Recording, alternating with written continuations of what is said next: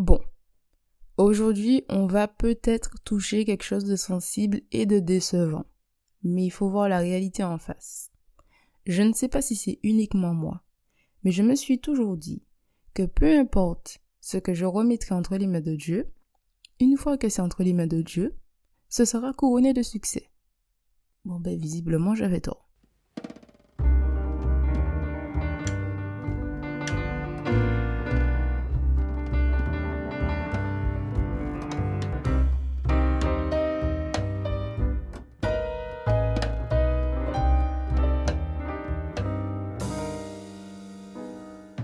Dear broken people, aujourd'hui je vais vous faire une petite confession.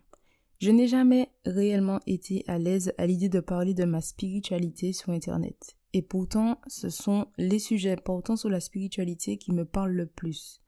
Donc, en cette nouvelle année, j'affirme ma spiritualité, que cela plaise ou non. Cela étant dit, l'épisode du jour porte sur la spiritualité. Vous savez, dans toute chose, il y a du bon comme du mauvais. Et cette fois, il y avait du bon à scroller sur Instagram à 7h du matin. J'étais dans mon lit, même pas encore bien réveillée, et ne me jugez pas parce que je sais qu'on le fait tous, et je vois une amie qui a partagé un réel spirituel. Comme je n'avais pas compris ce réel, je lui envoie un message pour qu'elle puisse me l'expliquer. Et c'est ainsi que notre discussion très spirituelle et très stimulante a débuté. Dans notre conversation, on a parlé de vraiment beaucoup de choses qui feront l'objet d'autres podcasts, donc d'autres épisodes.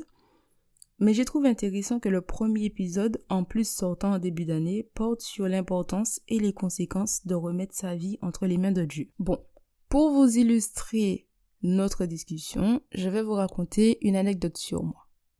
Pendant très longtemps, j'étais dans une phase où je n'étais pas très heureuse dans ma vie. Et pour moi, la seule solution, c'était de partir loin. Du coup, j'avais un peu entendu parler du Canada et je m'étais penchée dessus et j'étais obsédée par le Canada et je voulais absolument partir au Canada.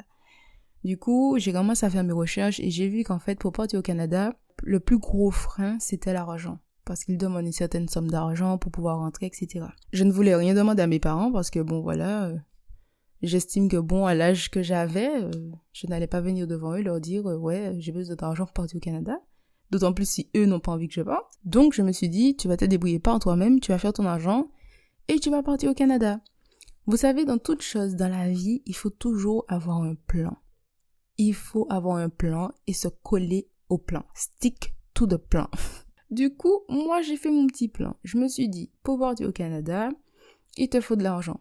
Pour avoir de l'argent, il faut travailler. Donc, j'étais en études. Je crois que j'étais en 2e ou dernière année d'études, je me souviens même plus. Peut-être fin de 2e année d'études. Le plan c'était quoi? Le plan c'était, tu as environ 1 an et demi pour pouvoir faire de l'argent et partir là-bas. Sachant que le Canada demande quand même une somme assez importante, il fallait vraiment que je me casse le cul pour avoir cette somme.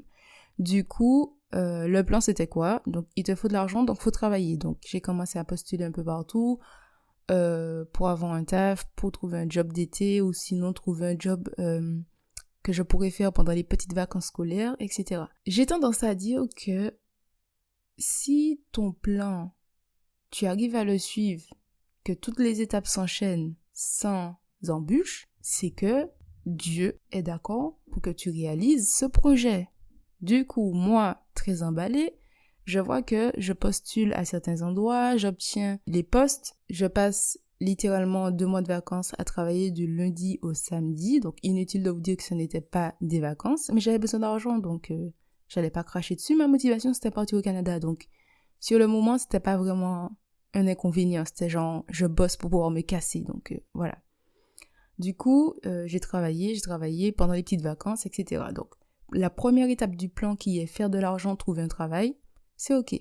Par contre, dans mon plan, je me suis dit, c'est vrai que tu veux partir et c'est vrai que si tu mets tous les moyens physiques, humains pour pouvoir y arriver, tu finiras sûrement par partir. Par contre, il me semble qu'on a oublié quelqu'un dans l'équation et la personne, c'était Dieu. Il faut quand même que, j'inclue mon Dieu, mon Seigneur, pour lui montrer que, regarde, j'ai envie de faire ça, t'as vu, je travaille, je me casse le cul, je fais tout ce qu'il y a à faire pour pouvoir partir. Donc, Je remets ça entre tes mains, j'espère que tout va bien se passer, j'aimerais que tu m'accompagnes durant ce projet, etc. Donc là, j'avais enclenché la deuxième étape, c'est-à-dire l'étape spirituelle, dans le sens où je mets tous les moyens possibles en œuvre. J'ai mis les moyens physiques, c'est-à-dire que j'ai trouvé du travail, j'ai fait mon argent, et je mets aussi les moyens spirituels parce que bon, en tant que personne croyante, je me dis que si je donne ça au Seigneur, je lui dis bon Seigneur, j'ai envie de faire ça, il va me dire ok, ma puce, pas de problème, travaille et tu l'auras quoi, tu vois.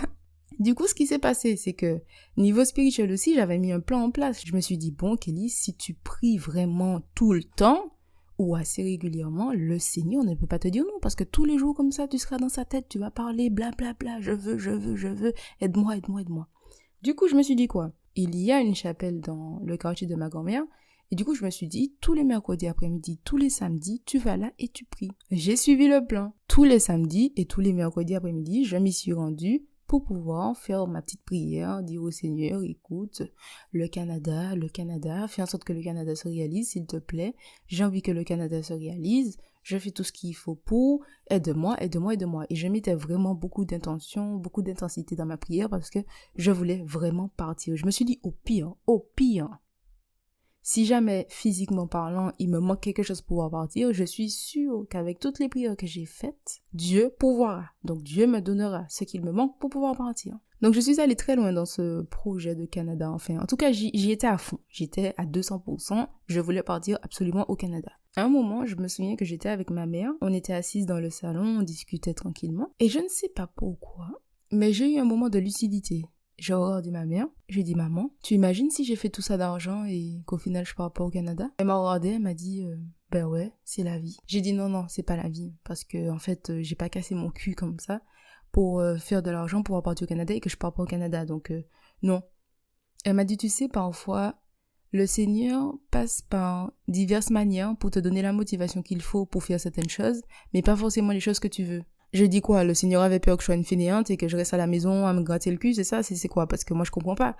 Moi, je comprends pas comment je peux travailler autant pour pouvoir partir au Canada et que le Seigneur me dise non, tu pars pas au Canada. Qu'est-ce que je fais avec l'argent, en fait? J'ai pas d'autre projet que le Canada, moi.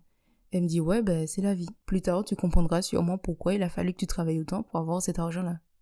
Je me suis dit, de toute façon, moi, je vais partir au Canada, j'entends rien du tout, j'ai prié, j'ai travaillé, je partirai. Le temps passe et Covid est tombé. Bon. Qu'est-ce que vous voulez que je dise? Je ne vais pas dire adieu. Tu as fait exprès de faire le Covid tomber pour que je ne parte pas au Canada. Je n'irai pas jusque-là. Donc moi, bon, pendant le Covid, j'étais plutôt contente justement de ne pas être encore partie au Canada parce que je me suis dit, tu imagines, je suis au Canada, première pandémie, je sais pas quoi faire. En fait, si j'avais fait le malheur de partir avant le Covid, je pense que l'expérience du Canada, ça aurait été ma pire expérience. Et que je n'aurais pas voulu retourner au Canada, je pense. Donc jusque-là, ça allait, je relativisais, bon, je faisais toujours ma petite prière dans le sens où, Seigneur, j'espère toujours pouvoir partir au Canada, mais ça allait. Covid commence à diminuer, les choses commencent à s'arranger, je vois que, il y a des gens qui retournent au Canada, des gens que je connais, enfin pas avec qui je parle, mais que je connais. Je me suis dit, mais merde, ils partent au Canada et pas moi. Il y a un problème là. Ah oui, il y a un gros problème parce que moi j'ai stick to the plan, j'ai fait tout ce qu'il y avait à faire, je comprends pas pourquoi je suis pas au Canada. Et en fait, à ce moment, je ne sais pas comment vous expliquer, mais il y a eu une guerre interne en moi. Imaginez simplement que vous êtes un humain et puis vous avez un petit personnage, le diable, et l'autre c'est Jésus. Enfin, un ange quoi.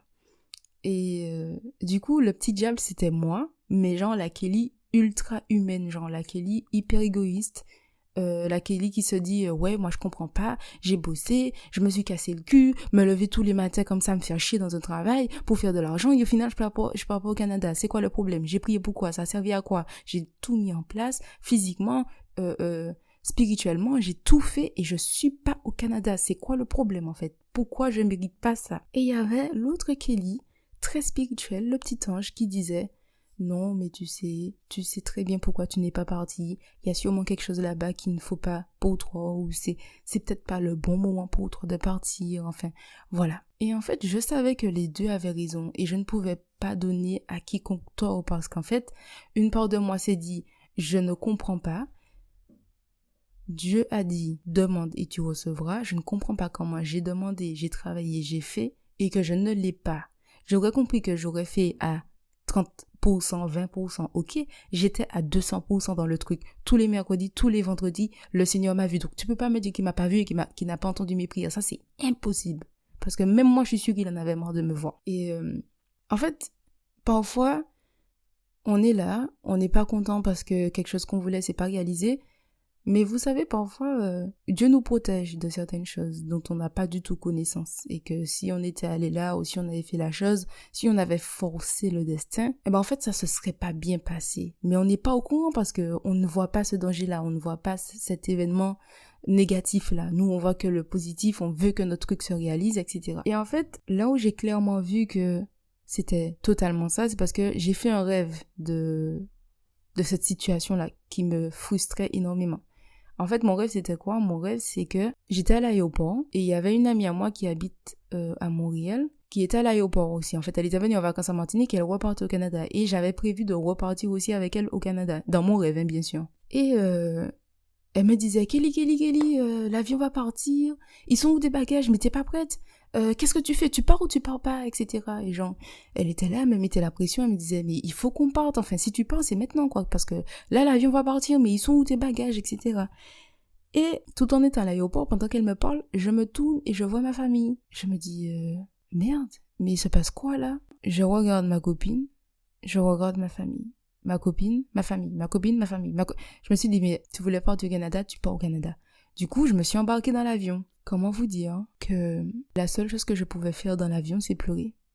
Et je pleurais, j'étais triste. Genre, je sentais que mon cœur s'arrachait de ma poitrine et que j'avais fait la mauvaise décision de toute ma vie. En fait, j'allais là où j'avais tellement envie d'aller, mais j'étais malheureuse. Quand j'ai fait le rêve, en fait, j'ai compris, en fait, ce qu'il y avait à comprendre. L'histoire, c'est que j'avais absolument envie de partir au Canada, mais je n'étais pas prête.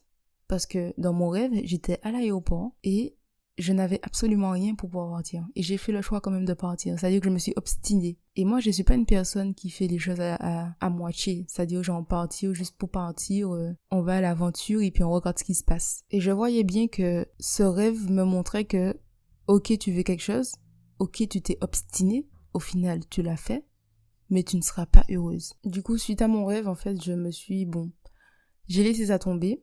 Et je me souviens qu'à un moment, qu'une personne m'avait dit « Je comprends pas pourquoi tu veux partir. En fait, tu veux partir parce que tu ne te sens pas bien là où tu es. Mais il suffit juste que tu règles tes problèmes et tout ira bien. Et tu seras bien là où tu es. T'es pas obligé de partir pour être bien. » Et en fait, la personne avait raison parce que je ne suis toujours pas partie au Canada.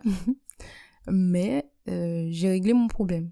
Et je me sens bien en Martinique. Mais pour vous faire un peu relativiser la chose, je ne suis peut-être pas partie au Canada, mais dans le même laps de temps où je devais partir au Canada, j'ai rencontré mon copain. Mon copain avec qui ça fonctionne bien, enfin. Pour le moment, tout va bien. Et je me dis que si j'étais partie, je l'aurais pas rencontré.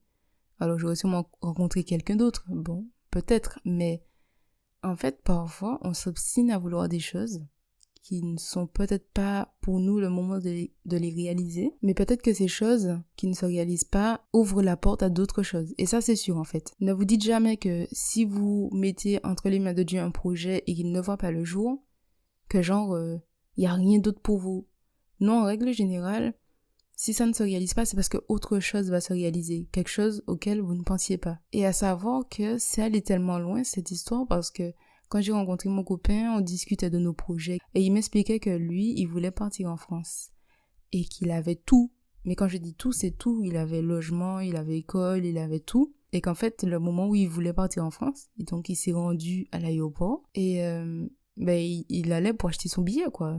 Je veux un billet pour pouvoir partir en France, etc., machin. Et toutes les dates qu'il demandait, il n'y avait pas. Il n'y avait aucun billet de disponible, aucune place de disponible dans aucun avion. Du coup, ce qui fait que lui non plus n'est jamais parti là où il devait partir. Donc moi, je suis pas partie, lui n'est pas parti, mais on s'est trouvé. Voilà. Donc, cette anecdote, c'était vraiment pour illustrer que parfois, on fait tout, on a tout, mais que les choses ne se réalisent pas. Moi, cette expérience m'a vraiment, en fait, ça m'a vraiment brisé pour me reconstruire et pour avoir confiance en Dieu, mais d'une autre manière. Pas avoir confiance en Dieu pour que Dieu réalise ce que je veux, mais avoir confiance en Dieu pour justement savoir que si les choses ne se passent pas comme je veux, ça se passera comme lui, il veut, et forcément, ce que lui, il veut pour moi, c'est ce qui est bon pour moi. Parce qu'il y a des choses que moi, je veux, mais qui sont pas forcément bonnes pour moi. Je suis là pour vous dire qu'en fait, bien souvent, vous allez tout faire, exactement comme moi. Vous allez faire un plan, mettre tout en œuvre, vous casser le cul, faire tout ce qu'il y a à faire pour avoir ce que vous voulez et vous ne l'aurez pas. Ça ne veut pas dire que vous avez échoué, ça veut simplement dire qu'il y a une autre porte pour vous. En fait, vous êtes là et vous êtes en train de taper sur une porte qui est fermée et qui ne s'ouvrira pas pour vous, mais il y en a une autre qui va s'ouvrir. Il faut juste faire preuve de patience. Je vais pas vous mentir que cette expérience a quand même vraiment chamboulé ma foi en Dieu. Mais quand je dis chamboulé, c'est... Je ne suis pas arrivée au point genre de détester Dieu et de me tourner vers l'autre, celui qui est pas gentil. Mais j'étais vraiment déçue en fait, j'étais brisée à l'intérieur parce que je me suis dit mais Seigneur, je comprends pas. Tu as dit demande, tu recevras. J'ai demandé, j'ai pas reçu. J'ai prié pour, c'est même pas plus que je suis restée là à attendre, à ne rien faire et puis que je pensais que tu allais tout envoyer pour moi. J'ai vraiment cassé mon cul, j'ai fait tout ce qu'il y avait à faire et je ne l'ai pas en fait. Donc ça sert à quoi que je prie, ça sert à quoi que j'aille dans ta maison, que je m'assoie, que je te parle de ce que je veux, que je partage avec toi tout ce que je veux et qu'au final je ne l'ai pas. Moi c'était vraiment ça, c'était genre dans le moment je ressemblais à une enfant gâtée qui a demandé un bonbon et qu'on lui a pas donné. Et en fait Dieu c'est vrai qu'il a dit demande et tu recevras, mais ça c'est dans une certaine limite. Demande et tu recevras à condition que c'est bon pour toi. Tu peux demander quelque chose et que c'est pas bon pour toi, Dieu ne va pas te punir en te donnant quelque chose qui est pas bon pour toi. Donc maintenant, c'est vrai que le Canada, ça veut pas dire que le Canada n'est pas bon pour moi. Je pense que c'était juste pas le moment pour moi de partir au Canada. Puisque la preuve, j'ai rencontré mon copain. Donc, peut-être qu'il fallait vraiment que je le rencontre et que je partirais sûrement après. Enfin, je ne connais pas les plans de Dieu. Malheureusement, c'était ça mon anecdote sur mon fameux départ au Canada qui ne s'est jamais fait. Et voilà, en fait, la morale, c'était pour vous expliquer qu'en fait, en tout cas pour ceux qui croient en Dieu et qui ont une foi très très forte en Dieu et qui remettent pas mal de leurs projets ou même carrément leur vie entre les mains de Dieu, c'était pour vous dire qu'en fait, Dieu a un projet pour toi, mais pas forcément celui que tu crois. Donc voilà. Mais c'est pas pour autant qu'il faut perdre foi en Dieu, c'est pas pour autant qu'il faut arrêter de prier ou arrêter de croire en Dieu parce qu'en fait, il est toujours là. Il a autre chose pour vous que vous ne voyez pas, que vous ne savez pas. Parfois, il vous protège de quelque chose, mais il a quelque chose pour vous. Comme on dit, dans tout notre malheur, on a un peu de bonheur. Ou parfois, on dit, c'est un mal pour un bien. Donc, cette phrase-là, c'est dans la vie, c'est tout le temps qu'elle revient. C'est un mal pour un bien. C'est-à-dire que sur le moment, on voit que le mal, mais après, il y a du bien derrière. Donc, bon, voilà. Donc pour conclure cet épisode, j'aimerais juste dire que nous sommes tous nombreux, et moi la première d'ailleurs, à se fixer des objectifs. Et pour ceux qui sont croyants, à les remettre entre les mains de Dieu. Et j'ai trouvé très intéressant de commencer l'année avec cet épisode afin que si vos projets ne voient pas le jour et ne se déroulent pas comme vous avez prévu, ne baissez pas les bras et ne perdez pas confiance en Dieu. Comme je l'ai déjà dit, Dieu a un plan pour toi, mais pas forcément celui que tu crois. Donc voilà, j'espère que cet épisode vous aura plu. N'hésitez pas à le partager si jamais vous connaissez des gens qui sont croyants, des gens qui ont remis leur vie entre les mains de Dieu, des gens qui ont plein de projets. Donc voilà, c'est la fin de l'épisode. Merci de m'avoir écouté. N'hésitez pas à mettre un j'aime et on se retrouve dans un prochain épisode.